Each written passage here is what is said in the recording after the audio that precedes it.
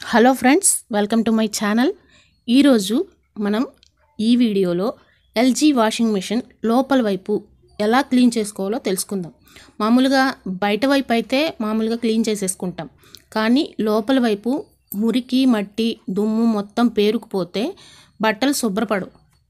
దానికోసం స్పెషల్గా cleaning powder ఉంటుంది. చూస్తున్నారు కదా, ఇదే అది. ఇది కూడా ఎల్జీ వాళ్ళే ప్రిఫర్ చేస్తున్నారు.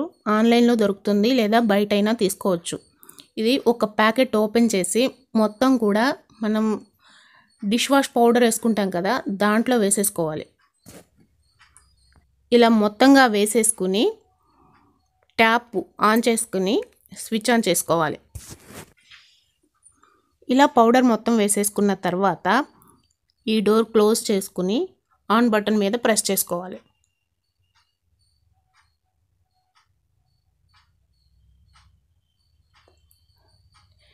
ఇప్పుడు ఇటు పక్కన టబ్ క్లీన్ అని ఉంటుంది, దాని మీద లాంగ్ ప్రెస్ ఇవ్వాలి.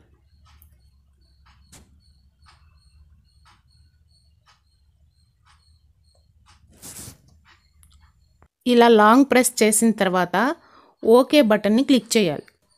ఇలా సెట్ చేసిన తర్వాత టైమర్ ఆన్ అవ్వడానికి కనీసం 10 to 15 seconds టైం పడుతుంది, వెయిట్ చేయాలి. లోపల ఉన్న డస్ట్ని బట్టి మురికిని బట్టి టైమర్ సెట్ అవుతుంది. కనీసం 1.5 నుంచి 2 గంటలు టైం పట్టొచ్చు. కాబట్టి మనం బట్టలు ఒకసారి వాష్ చేసేసిన తర్వాత దీన్ని ఆన్ చేసుకోవాలి ఎప్పుడైనా సరే. లేదు అనుకుంటే ఈవినింగ్ టైంలో అన్నా సెట్ చేసుకోవాలి, ఎందుకంటే కొంచెం ఎక్కువ టైం తీసుకుంటుంది కాబట్టి. ఇదిగోండి చూడండి, టైమర్ ఆన్ అయింది. ఇక ప్రాసెస్ మొదలవుతుంది. ఈ 1:23 నిమిషాల్లో మిషన్ మొత్తం లోపల వైపున క్లీన్ అయిపోతుంది.